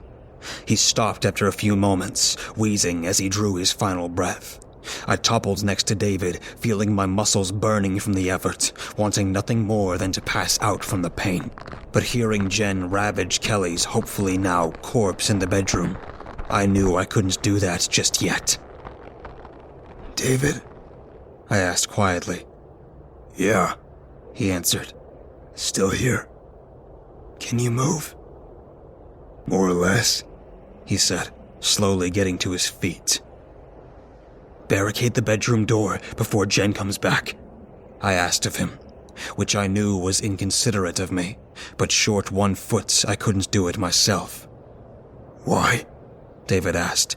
He got next to Lori and knelt in front of her, gently checking her pulse. What's the point anymore? Come on, I urged. Don't go suicidal on me. Please, we can still make it out alive. David turns to look at me, and as his face came into view, I couldn't help but gasp. 3 chunks were missing from his face where Michael managed to bite him. One from his chin, the skin and flesh were gone to reveal the bone beneath. Another one from his cheek, leaving a hole big enough to expose his molars. And the final one from above his left eye, making him unable to close it anymore. He was probably in quite a bit of pain, but if he was, he didn't show it. If you say so, he said, though I could tell he didn't believe me. His spirit was crushed. He was already defeated. Still, he got to work moving the few pieces of furniture in the room to block the bedroom door. He limped and struggled against them in an effort that was nothing short of titanic in his condition. In a few minutes, even the fireplace had been dragged along the floor, aided by the slick blood that pooled pretty much everywhere. After he made sure that the pieces were stacked properly and wouldn't fall, he hoisted Lori in his arms and got back in their own corner, huddling her tight against his chest. I too crawled back to my own corner, though I didn't feel the need to hide under the blankets, either because of the shock or the effort, or the beast relinquishing its influence over us. I didn't feel as cold anymore. I watched David close his eyes, whispering reassuring words into Lori's ear, and lost myself to the fatigue and blood loss. In my near unconscious state, I heard Jen trying to open the door, giving up when she couldn't. I heard her scratch and heave and yelp for a while, until even those sounds faded away. Before I succumbed entirely, I heard one final scream, a pale imitation of the beast's call that wasn't any less frightening. When I came to again, after an untold amount of time, I couldn't even open my eyes anymore. It felt as if every last ounce of strength in my body was being used up on the simple act of breathing. Voices resounded from the bedroom, 4 in number, and easy to distinguish from one another. Hello? One of them called out. Anyone alive? They attempted to open the door, but failed against the barricade. I heard shuffling and groaning, but they soon gave up. Out of the way. Another voice said, before loud bangs claimed the relative silence. I managed to creak open one eye, barely enough to see in the dark. Part of the door splintered and broke as the men on the other side assaulted it with axes. Hands reached in through the resulting holes, pushing away the furniture that toppled to the floor. Between the gaps, light shined into the room from the other side, bright and blinding to my eye. The door opened after a few minutes, and I saw a figure enter the room. My God, the man uttered. It's a bloodbath. Help! I croaked out. Someone's alive! He yelled to the others, and they rushed into the room. 2 of them knelt by my side, and the other 2 went straight to David and Lori. They checked up on me, gave my leg a proper tourniquet, and then they hoisted me out of the room. I got one final look at David, seeing that he'd slit his own throat and died while I was unconscious, his arms still wrapped around Lori. The mountain rescuers brought me into the bedroom, where I also saw the state of Kelly's body. She'd been so thoroughly mutilated that she was completely unrecognizable. Her face was a bloody mess of bare bone. Her clothes had been torn to shreds, and her chest and abdomen were picked clean of flesh, ribs protruding from the carcass. But I was too drained to cry, too drained to even care. The rescuers tied me to a stretcher and got me out through a tunnel that had been dug out, leading from the window to the surface. A tunnel of blood-stained snow, one dug by Jen as she escaped, for she was the only one of us missing from the buried cabin. I was officially out by Friday evening, and after a helicopter ride to the nearest hospital, I got medical care that same night. The next few months were a tough battle, my days riddled with sessions of physical therapy and countless court hearings. Given that I was the sole survivor, everyone's families came at me, one after the other, trying to pin all of the murders on me in their misguided attempts to bring justice to the departed. David's case was the first to get thrown out, since they found a suicide note in one of his pockets, and the wound was self-inflicted.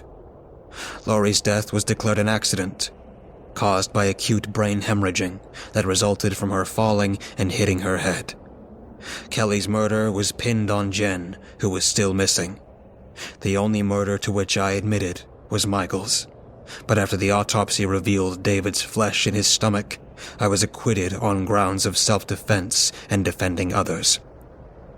The disaster was deemed as a tragic case of cabin fever, and it quickly got swept under the rug, an effort helped by the fact that none of us wanted media attention. I couldn't even attend any of their funerals. Their families wouldn't let me. As ashamed as I am to admit it, I contemplated suicide on an almost daily basis, desperate to be free of the guilt and nightmares, but I could never go through with it. A few years later, when home computers and the internet began spreading to everyday consumers, I found a small forum built around accounts of the paranormal. I told my story there, asking if anyone knew what the beast could have been. Most users either called me a LARPer, or comments such as, "Nice story, bro," or gave me the same answer that the court provided, blaming cabin fever. I was ready to give up my search for a resolution and accept their verdict, until I received a PM from an anonymous user that only said 4 words. It was a Wendigo. Those 4 words spurred me into months of research. I read all of the online resources I could find, and when they became insufficient and repetitive, I took to searching for books on the beast. When even the books failed me, I began traveling, seeking Native American shamans for their legends and first-hand experience. All of my guilt and hate and fear morphed, turning into determination, with my sole goal in life being that of slaying the beast that took everything from me. Armed with knowledge about what I had faced, I began to prepare. Decades spent on this single-minded objective. Which brings me to Christmas Eve of 2020, the moment when all of my training and prepping culminated into my one and only attempt at fulfilling my life's goal. And yet, standing face to face with Jen's disfigured visage in that clearing, I began doubting my ability to finish what I had so eagerly started.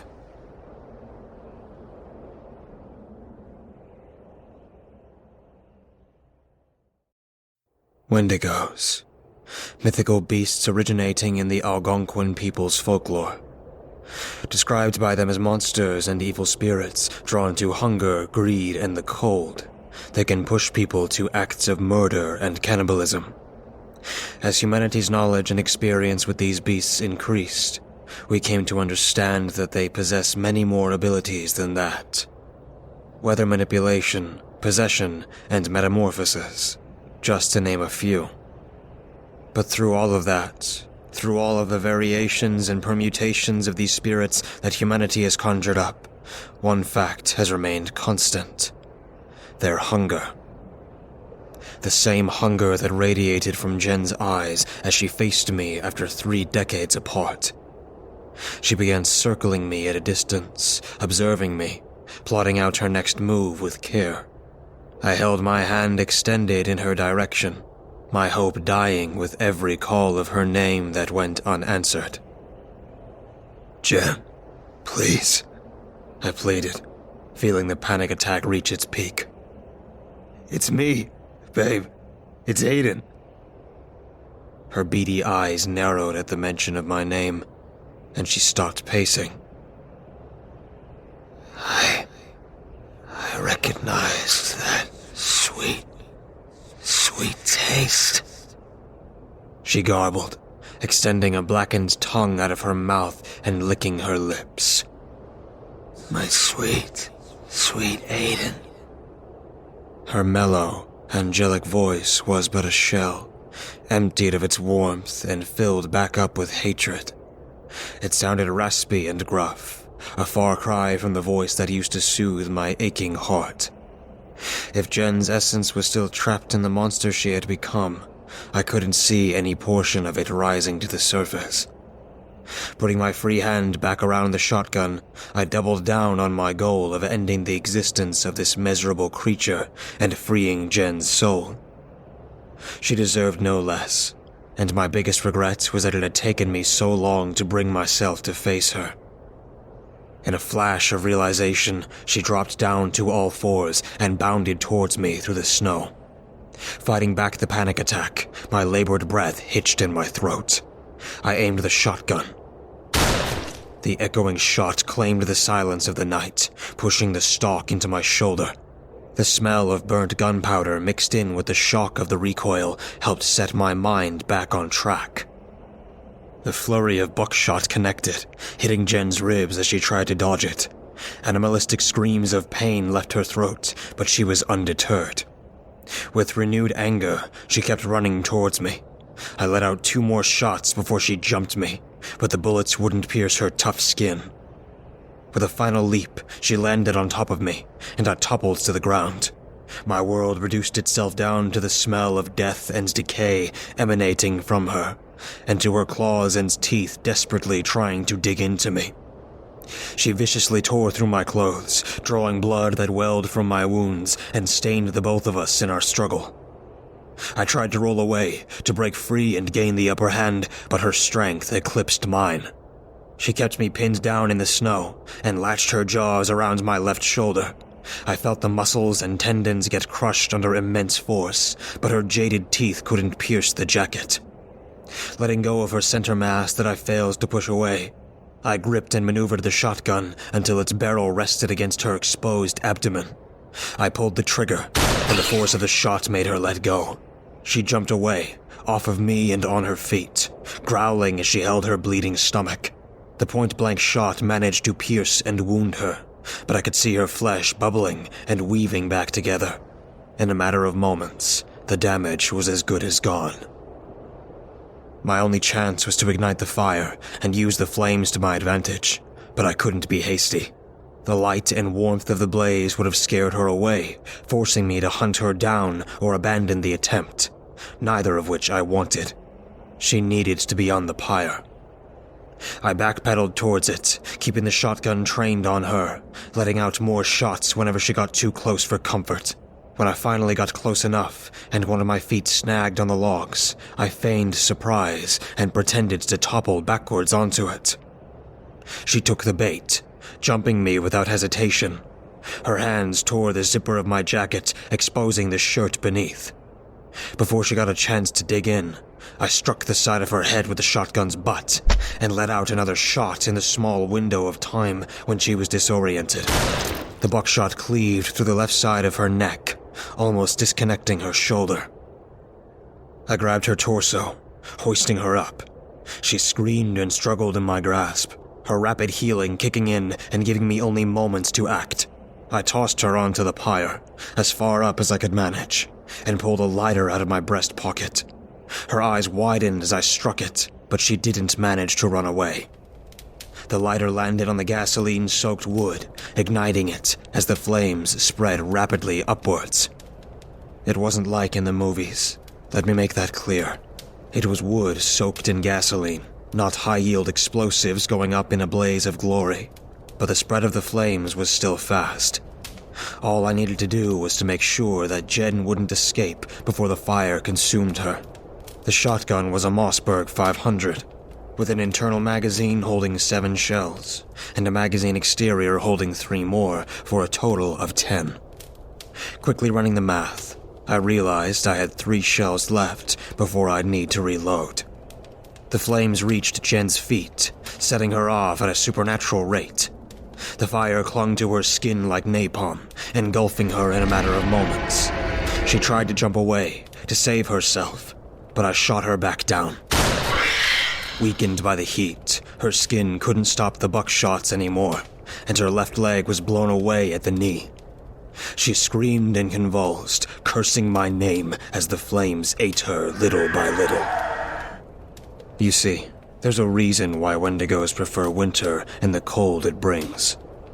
Warmth weakens or outright negates the natural armor that is their skin, and fire has the potential to kill them. I never needed to reload. By the time I shot the second shell, she could barely bring herself to stand. By the time I shot the third and final one, she was more bone than flesh. Her skin fell away in large chunks, exposing the muscles and organs beneath to be charred into ashes that dispersed in the breeze. After a few minutes, as the fire reached its peak, Jen was nothing more than a blackened skeleton. Her form was dead, and I hoped that her spirit would finally go to rest. With my job done, I took a deep breath and let my muscles relax. I would need to stay awake throughout the rest of the night to make sure that the fire wouldn't spiral out of control. But the worst of it was over. Or so I thought, until I heard countless screams just like Jen's resounding from all over the mountainside. I hastily reloaded the shotgun and I turned to face the forest, and found dozens of pairs of eyes peering at me from the cover of darkness. I was a fool to believe that Jen would be the only Wendigo in these mountains. But none dared approach the clearing, afraid of the fire raging in its center. Having seen me dispatch Jen only drove home the point that they shouldn't be messing with me, so they kept to the shadow of the night. A few of them tried taunting me into action, repeating Jen's words in her voice and thrusting themselves into the light before quickly retreating, but I didn't budge. With midnight having just passed and 7 more hours until sunrise, I hoped I could prolong the fire's life enough to see the night's end. That hope was dashed the moment all of the Wendigos fell silent. Looking up at the peak that loomed above us, my sight followed theirs, slow and afraid, because I knew what I would find. The real beast, the Wendigo spirit in the flesh, was in the same spot I'd seen it all of those years ago.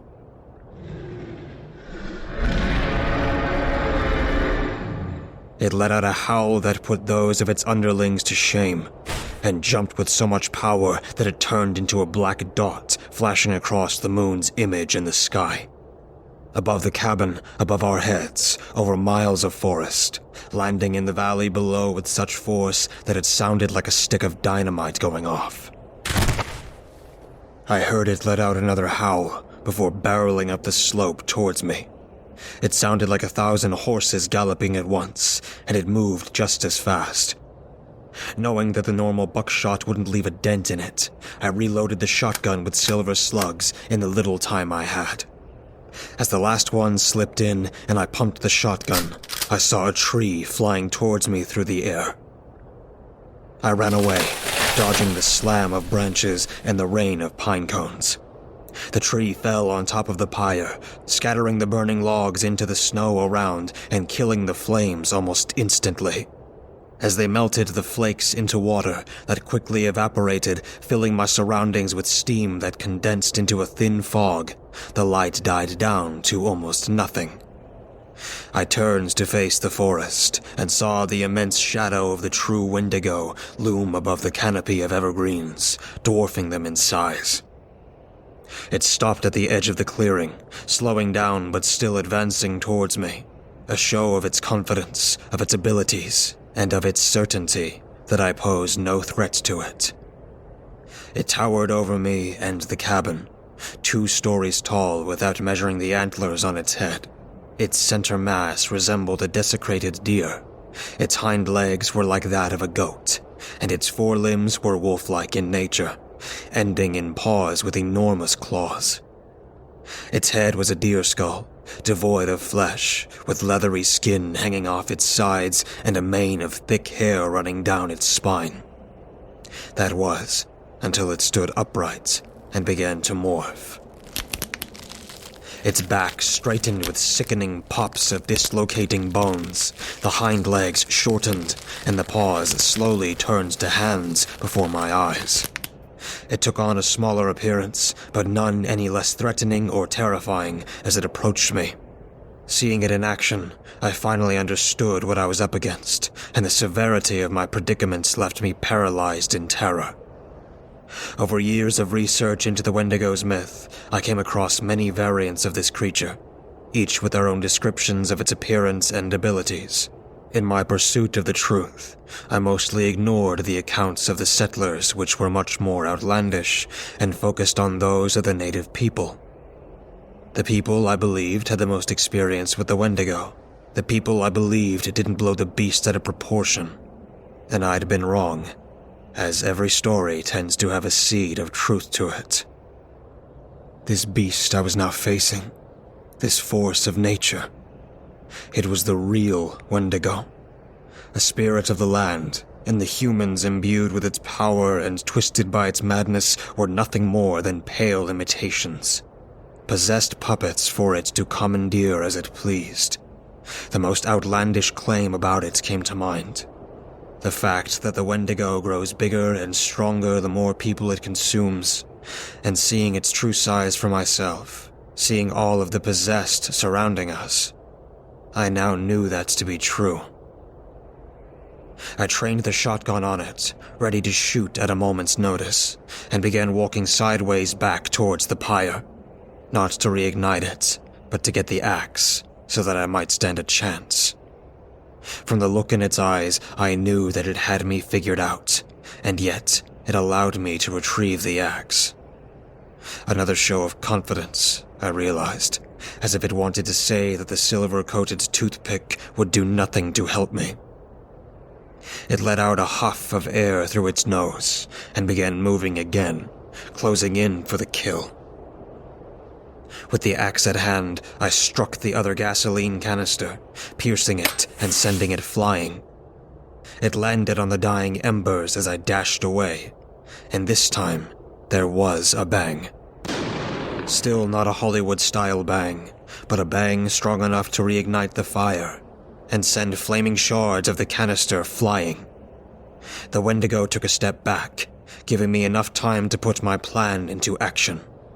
I ran for the sleigh, picking it up and holding it against my chest. Turning back around towards the slope, I ran by the beast, shooting 2 shells at it as I passed. The slugs impacted its body, creating fist-sized holes in its flesh and making it burn from the contact with the holy metal. It let out angry growls, but it didn't stop or turn around. I jumped to my belly, landing on the sleigh and pushing myself downhill.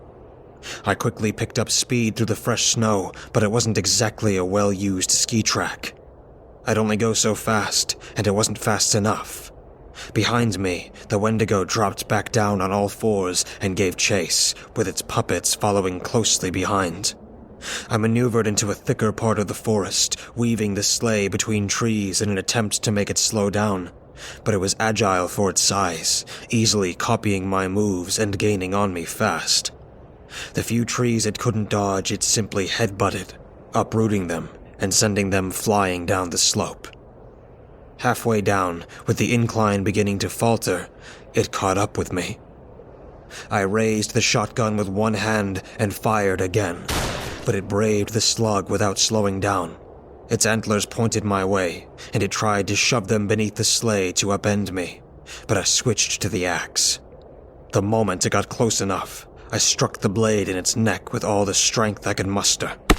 It embedded into the Wendigo's flesh, but I couldn't push it deep enough. As it thrashed about and retreated, the handle got torn out of my grip.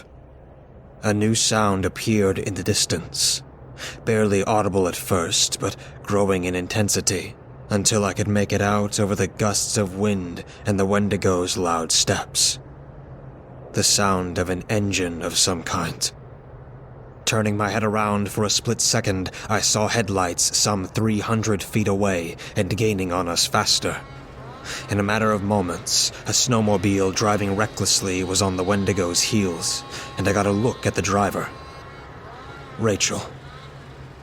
My heart rate skyrocketed seeing her there, but I didn't have time for anything beyond my immediate survival. She pulled out a gun of her own as she neared the Wendigo, a small pistol that I couldn't make out, and she let a few shots fly at the beast. The bullets bounced off, only angering the monster. It swatted a paw at her, catching the snowmobile's front and sending it flying. I saw Rachel land safely in the deep snow and rolling to a stop, so I refocused my attention on getting away. We sped down the slope in pretty much the same manner. The Wendigo caught up to me. I shot it when it got too close. It retreated, rinse and repeat, until I ran out of slugs and repeats, and without time to reload as I maneuvered the sleigh, I was in deep trouble. The Wendigo approached me one final time, and seeing that I didn't shoot it, it charged me. Its antlers caught the sleigh and my right side, sending me crashing into the first tree in my wake. The muscles along my back got crushed from the force, sending pain up and down my body. The beast slowed down, one of its paws morphing into a hand again, and it used the hands to pull the axe out of its own neck and cast it aside. Black, putrid blood flowed from the wound, unable to heal the damage done by the silver. It stained the beast's mane and chest, and it approached me slowly as I turned on my back. I knew I was done for, but surprisingly enough, I didn't feel scared. "Do your worst," I told it, in what I was sure would be a final show of defiance on my part. "I already got what I wanted. I don't care." The Wendigo slowed. Its eyes, like burning embers, made contact with mine, and it narrowed them. The possessed caught up to us, forming a rough circle around me, their attention completely focused on what would follow. Peering down into my soul, the Wendigo showed me the fate it had in store for me. I saw myself, in a state similar to Jen's, hunting the mountains during the countless eons to come. Never sated, never warm, never at rest. My soul slowly getting corrupted as it fueled the Wendigo's magic. Damned for all of eternity, with no one to come and set me free like I'd done for Jen. "Fuck you!" I yelled, closing my eyes tight and stopping the inflow of visions. That finally angered the Wendigo. It dashed towards me, teeth snapping with immense force, and tried to grab a hold of me. I kicked at its face with my left leg, but it bit down on my foot and thrashed about, jerking me around through the snow. The possessed hollered at the spectacle, spurring their master on. The Wendigo bit down harder and pulled back, ready to take off into the woods with me, but my prosthetic foot came loose. It stumbled backwards under its own force, surprise thick in its eyes as it held a mere piece of plastic and metal in its mouth, not the flesh it was expecting. I was in such a state of shock, my mind so strained by the stress and fear that I couldn't help but laugh at it. Loud, crazed laughter echoed through the forest as the Wendigo simply watched, not knowing what to make of the situation. As my laughter picked up, it abandoned the attempt to make heads or tails of what happened. Its jaws opened, letting the prosthetic fall into the snow, and I saw all of its muscles tense up as it pounced me again.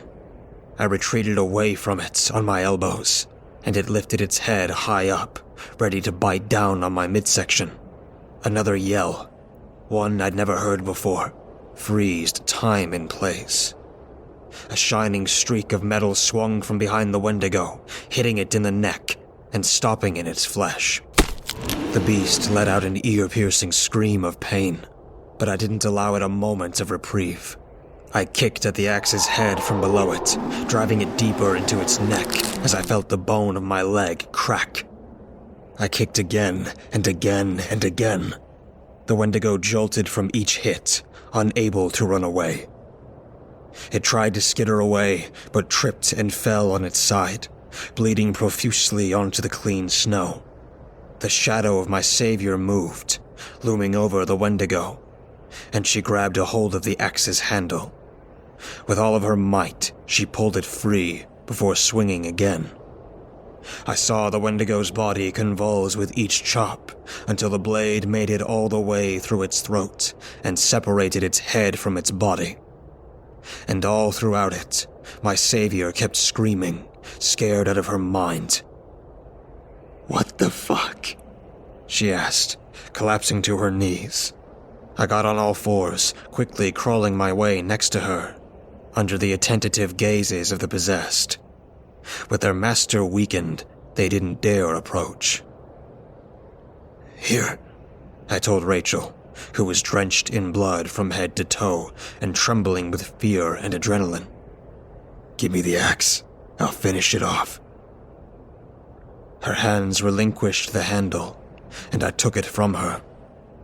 Even decapitated as it was, the Wendigo wasn't dead yet, and only the axe's silver-coated blade could pierce it. I swung at its chest, hearing its ribs crunch and break as I pulled the pelt and flesh away. The whole ordeal felt liberating and cathartic, consuming the decades of pent-up hate, anger, and regret in me. By the time the Wendigo's chest was spread open, revealing its icy heart, I couldn't even bring myself to despise it anymore. I was spent. I brought the axe's blade down on it one more time, cleaving its heart in two. Darkness rushed out of it, spreading through the forest like a shockwave.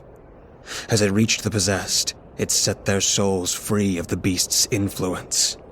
Their bodies crumbled to dust in an instant, as decades or centuries of decay came rushing back, no longer held at bay by the Wendigo's magic. I couldn't hold on my feet anymore, so I crashed into the snow, breathing heavily but thoroughly satisfied with myself. "Roger?" Rachel asked, jumping next to me and shaking my chest. Please, no, please. I'm fine, I stuttered. Give me a few. I'll be right as rain. Her eyes went wide, seeing my pained grin, and she punched my chest weakly. Old bastard, she cried, not in the least amused. With tears streaming down her face, she continued her assaults, both verbally and physically. I saw the fire from all the way back home, and I got worried. I jumped on my snowmobile to come check on you and found the cabin empty. And I look down the slope, and I see a tree flying, and I hear that thing screaming. I thought you'd die. To my defense, I nearly did, I said, feeling my chest get bruised as she put more force behind her hits. Where's your family? Are they safe? What the hell was that thing? There's no family, I answered. Never was. I don't have any. No sons, no grandkids, nothing. I came here all alone just to kill that thing. Sorry I lied to you. She grabbed my hand and helped me into a sitting position, our faces inches from each other. She draped one of her arms around my neck, closing her eyes and leaning in, but I stopped her. I'm not done yet, I said, and pushed past her. Her face reddened as her cheeks puffed up, and she mumbled, way to ruin the moment. I ignored her, crawling towards my discarded prosthetic and shaking off the snow. The plastic was cracked, the metal beneath was bent, and there were clear teeth marks on its surface, but it didn't matter. I put it back on and got up, helping Rachel to her feet as well. "Will you at least explain to me what the hell happened?" she asked, propping her hands on her hips. "You know, since you ruined the kiss and all that." "What's up is that we have to burn the body and get the heart into the silver box I left back at the cabin before the Wendigo reforms," I explained, walking over to my sleigh. I picked it up out of the snow, finding it had survived the assault unscathed, so I took it next to the body. "I don't know about you, but I don't want to fight that thing again. Explanations can wait." "Fine," Rachel accepted. "How can I help?" "Go check on the snowmobile, see if it still works. If not, we'll have to make another fire here." She did as I asked without complaints, trudging through the snow towards her wrecked vehicle. A few minutes later, I was done hoisting the Wendigo onto the sleigh and tying it down. The sound of the snowmobile's engine starting up reached me all the way down, making me let out a sigh of relief. Rachel returned. We tied the sleigh behind the snowmobile, and we carried the Wendigo's corpse back up to the cabin. The fire still raged on, and I pushed the body into it, sleigh and all. Just like Jen had done earlier, it erupted into flames, turning into ash in mere moments and scattering in the wind. I locked the heart into a silver box, which I planned to deliver to a shaman who could properly kill the beast, and I sat Rachel down in front of the fire. I told her the entire story of my life up to that point, just as I have told it to all of you now. She listened with bated breath, inching closer to me, and tried to stop me when she noticed the memories caused me distress. But I kept going, digging them out and laying them bare. For the first time in my life, someone was not only willing to listen to my story, but they also believed it. I needed to release. I needed to vent, and I felt all of the pent-up emotions leave me bit by bit with each word I spoke.